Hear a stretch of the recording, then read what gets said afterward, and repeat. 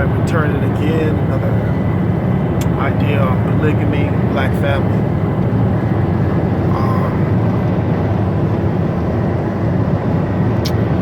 I'll just start off saying, as I've always been sharing about nature, and studying nature and different things. Although I will speak about sexuality this time, because sexuality is another dimension of our mentalities. For example, the way a woman is constructed, she's constructed to receive. That means when she opens up her vagina or opens her legs, opens her mind, a woman wants a man who's going to take her not only physically, although mentally. And that's why if you don't stimulate a woman's mind, you can't get her behind, or you won't allow her mentality to direct all of the juices and energies to make her want you. That's like a hunger or a thirst. When you're hungry, or you have a hunger for something, then your mouth gets watery. You know, you desire that. You want that.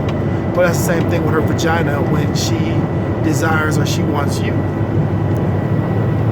Although in order to do that, you have to stimulate her mentality. So, as a man, we have a penis. And the penis is a part of us. It's not the totality of us. A woman, because she has to give her mind and her body together, she's giving more. A man don't have to have his mind. That's why we can deal with intercourse differently than a woman. I say that to say this, that as men, we have the ability to not be as attached to sex as it is to a woman. And because we have that ability, we are naturally polygamous. We're naturally people, I mean the sane ones of us now, not just anybody who hasn't mastered self yet. Although once when you master yourself and you know who you are and you're thinking, you're confident in your knowledge and what you know,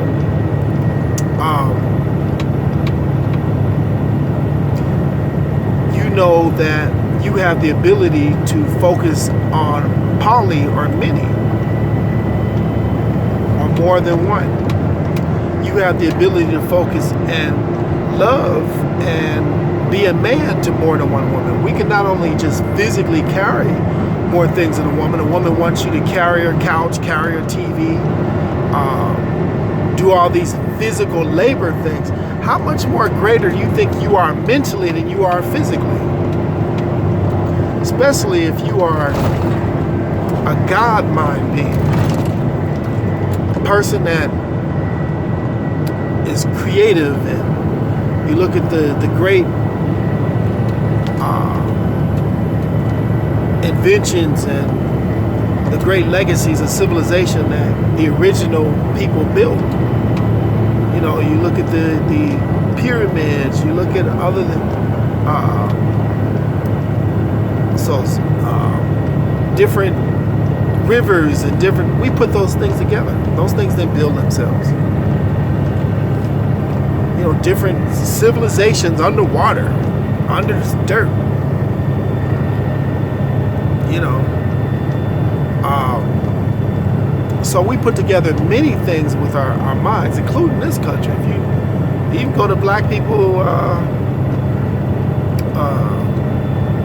what's that site? I think it's called Black Inventors. You go to blackinventors.com, you find out we invented everything here, from the fork to the spoon to the dryer to the pan to the oven. Everything. So if we invented every single thing, how great do you think our minds are? Our capabilities. So looking at that, and look at other things too. You know, a woman climax. A man has to get her to climb to her max. I mean, other things like that. You know, you have a dick. She has a clit. You know, a clit is a slit dick. You know, she's still a man. She's a man with the womb, the water man. So we made her to be conducive for us. You know, you give, she's the receiver, you're the giver. You give her flowers, you give her a ring, you give her money or whatever. You're a giver. You don't need to receive nothing. You're a giver, naturally. Opposites, polarity. This whole thing is about polarity. Understanding the polarities. What is different? So, she gives you pleasure in return once she receives these gifts from you. You give her, the greatest gift you can give her in her womb is the gift of life, the sperm. You are giving her life in her womb. So, if you study just the external anatomy, it is also a reflection of the mental psyche of both people. And I'm talking about the original people. It's not about Eurocentric culture or westernized failed homosexual culture. This is about the original beings and restoring and getting back to our originality or our original state of thinking. So I say that seriously because this is a very serious matter. You know, single parent households, everything is messed up. It's an epidemic in everything. It's an epidemic in homosexuality in the community. It's an epidemic of fatherless children, to where he cheated on you. You know, you couldn't keep up with your master's culture, so you know, now it's a fail thing. All the, you know, you do exactly what your master on Springer or Maury Povich tell you to do. Leave him. They have a whole show of things like that, that you sitting there being programmed to do what they tell you to do.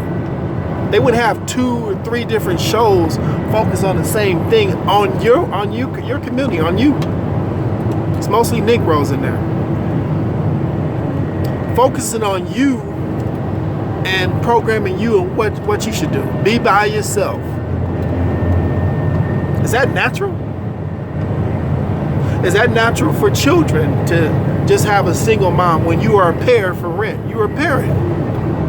You don't own your child until it becomes of age, so you're like a rent. You're a pair who is renting.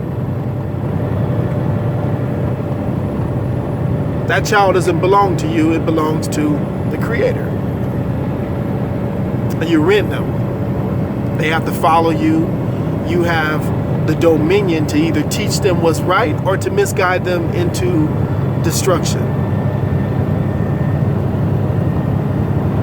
So that's the main idea there.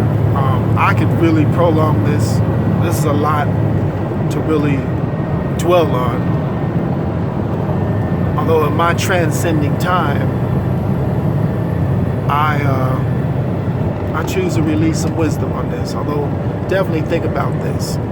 Definitely think about this. The answers are all around. Just like a lot of you all think you need to go to a college to be what you are when you already are who you are naturally from birth. You are a created being with creative powers, or your abilities or your natural gifts that you already have. Can't no college develop that. You're either going to be it or you're not going to be it. It's already you. So we'll just leave this until next time.